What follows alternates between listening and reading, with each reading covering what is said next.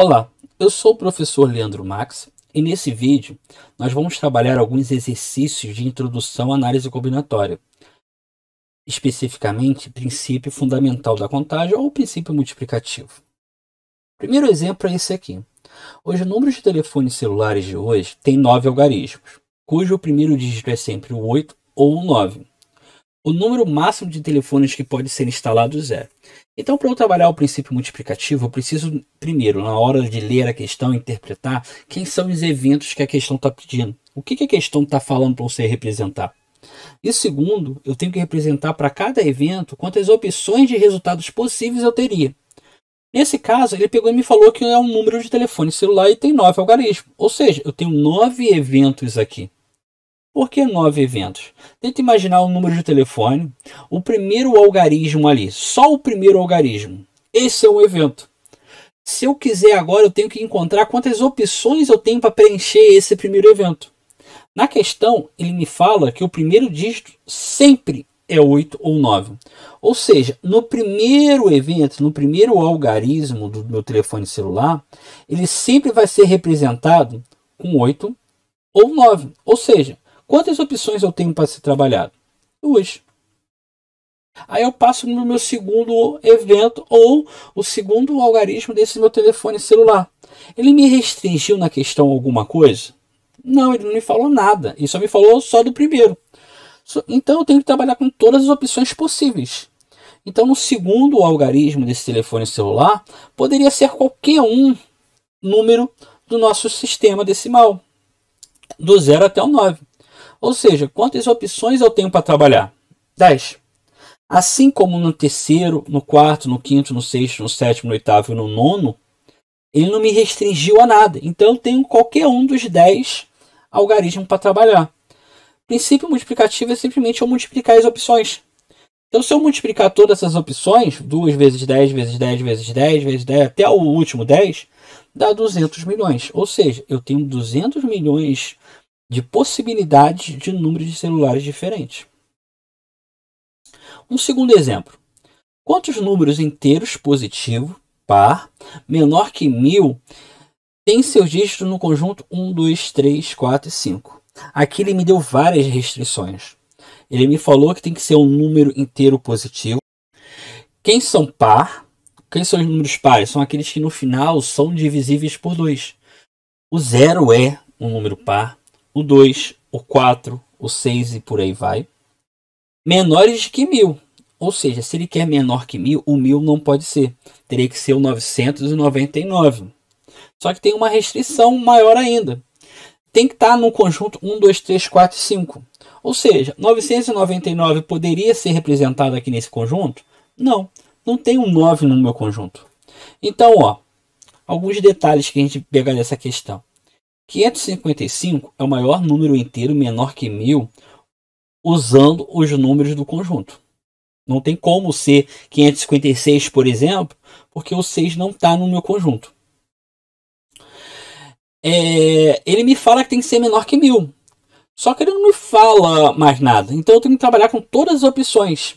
Com um dígito, ou seja, o número 5, por exemplo, é menor que 1000? É. Então eu tenho que lembrar dele. Eu tenho que lembrar de 2 dígitos. Por exemplo, o número 12 é menor que 1000? É menor que 1000. E eu tenho que lembrar dos 3 dígitos, que é o próprio 555. Então eu tenho que trabalhar com um dígito, encontrar todas as opções que eu consigo montar de números com um dígito, todas as opções que eu consigo montar de números com 2 dígitos, com 3 dígitos, e depois eu somo isso tudo. E outra que eu já falei, para ser um número par, o último dígito tem que ser par. Se eu avaliar o conjunto que ele me deu, quem são os números pares do conjunto? Apenas o 2 e o 4. Interpretei isso, a gente passa agora para baixo. Com um dígito. Então agora eu só estou imaginando números com um dígito, que satisfaça toda a questão, seja menor que 1000, seja par, inteiro positivo e ser do conjunto 1, 2, 3, 4 e 5. Quem são os números que eu posso representar com um dígito apenas? Apenas o 2 e apenas o 4. Por ele ser par. Quantas opções eu vou ter? 2 opções, o 2 ou o 4. Quando eu pego agora com 2 dígitos, eu sempre tenho que imaginar o par primeiro, porque o par é a minha restrição primordial ali. Para ele ser par, o último dígito do número não tem que ser um número par. Então eu não olho a primeira casa decimal aqui, o primeiro número, eu olho o segundo. Então o segundo número lá, segundo o algarismo, ou ele vai ser o 2 ou ele vai ser o 4. Quantas opções eu vou ter? 2 opções. A partir disso, agora eu vou para o primeiro algarismo. No primeiro algarismo ele pode ser o 1? Pode. Pode ser o 2? Pode. Pode ser o 3, pode ser o 4, pode ser o 5. Não me restringe nenhuma lá. Imagine se fosse o 1 e o 2, por exemplo. 12 é um número par menor que 1000 que está dentro do conjunto. O número 24, o número 32, 34. Quantas opções eu vou ter? 5 opções. Aí é só multiplicar 5 vezes 2, 10. Utilizando o mesmo raciocínio, quando eu chegar no número de 3 dígitos, eu também tenho que olhar o último algarismo. Então, o último algarismo, para ele ser par, ou ele vai ser o 2 ou ele vai ser o 4. Eu só tenho 2 opções. Agora, tanto faz, ou o primeiro ou o segundo. No primeiro algarismo, não tem restrição nenhuma. Eu posso trabalhar os 5 algarismos do conjunto. Da mesma maneira, no segundo algarismo, também não me restringiu a nada. Eu posso trabalhar os 5 algarismos do conjunto. Ou seja, 5 vezes 5 vezes 2, 50. Para a resposta, eu somo todas as 3 opções. O 2 do primeiro dígito, o 10 do segundo dígito e o 50 do terceiro dígito. 62, ou seja, eu consigo montar 62 números diferentes. Vamos para o nosso terceiro exemplo.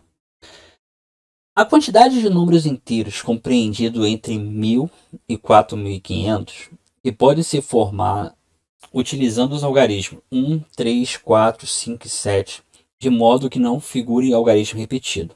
Aqui ele também me fez algumas restrições.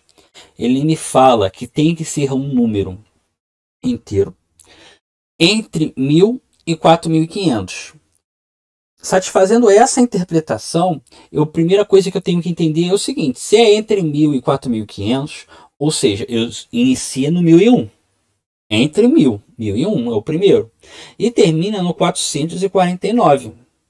Logo, eu vou ter sempre números com 4 dígitos. Na segunda, ele pega e fala que tem que ser o menor, ele fala que tem que ser um número que satisfaz ao conjunto 1, 3, 4, 5 e 7.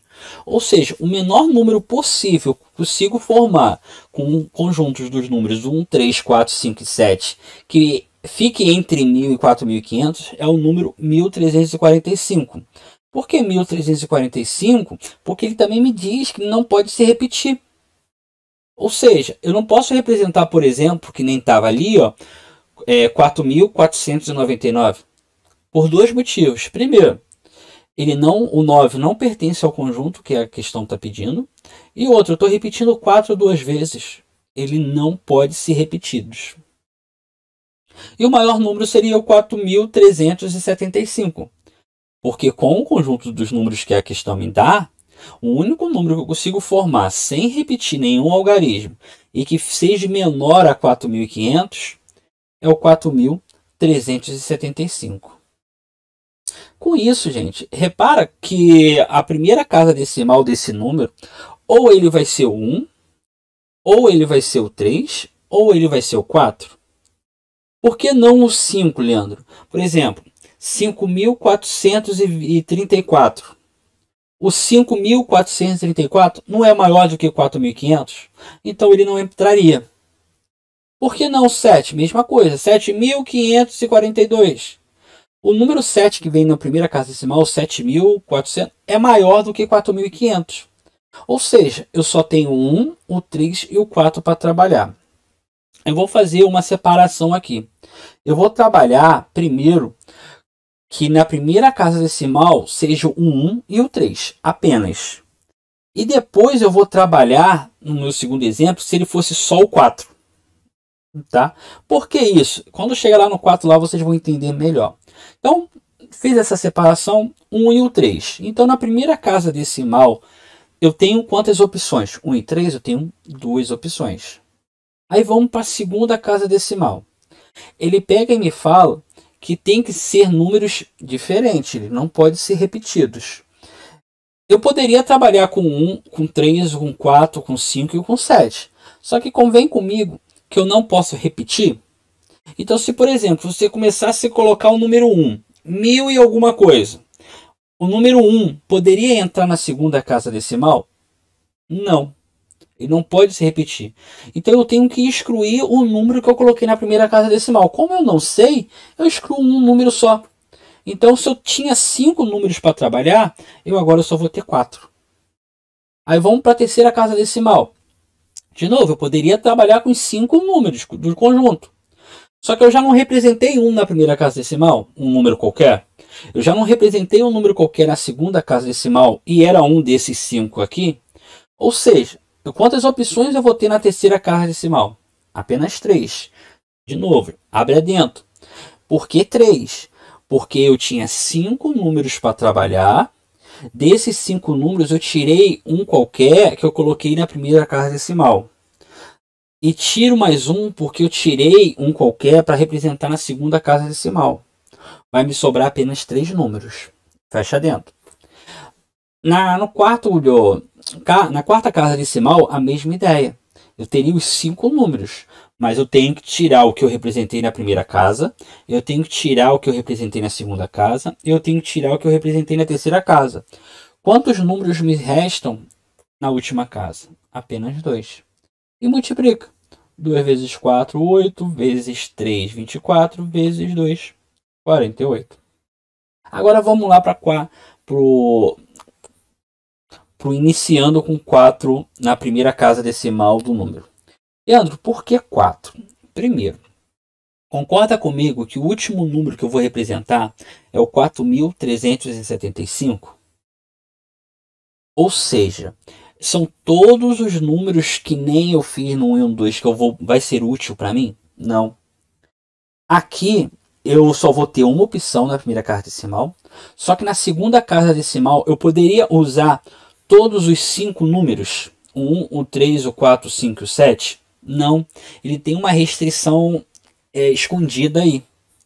Eu posso colocar o 7, por exemplo, na minha segunda casa decimal. Olha o exemplo, 4.753. 4.753? Não. Por que eu não posso colocar 4.753? Porque ele seria maior do que 4.500. Então o 7 eu teria que excluir. O 5 eu teria que excluir. Porque eu quero um número menor que 4.500. Ou seja, menor que 4.500 não pode ter o 5 na minha segunda casa decimal. Quantas opções eu vou ter então? 3? Estaria errado. Por quê? Eu teria que excluir também o 4 que eu trabalhei na primeira casa decimal. Ou seja, eu só teria 2 opções. Se você não entendeu, volta um pouquinho o vídeo, escuta de novo o áudio. E se mesmo assim você não entendeu, escreve no comentário que eu tento explicar novamente. Na terceira casa decimal, eu poderia trabalhar os 5 números. Só que aí vamos os fatos da questão. Não pode ser número repetido.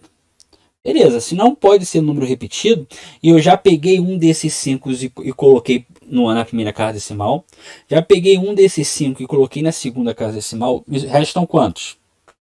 3. Da mesma maneira, o 4. O 4 algarismo. Eu tenho 5 números, só que eu tirei o da primeira casa, tiro da segunda casa e tiro da terceira casa. Sobra quantos? 2. A partir disso é só multiplicar. 1 vezes 2 vezes 3, 6 vezes 2, 12. Somos 2, o resultado, 48 mais 12, 60. Então, gente, a gente fica por aqui. Se acaso vocês precisarem de mais exercícios, deixe no comentário que eu desenvolvo. Se vocês tiverem algum exercício que vocês estão tendo dificuldade, deixe aí no comentário que eu respondo. Quem sabe eu não faço mais um vídeo.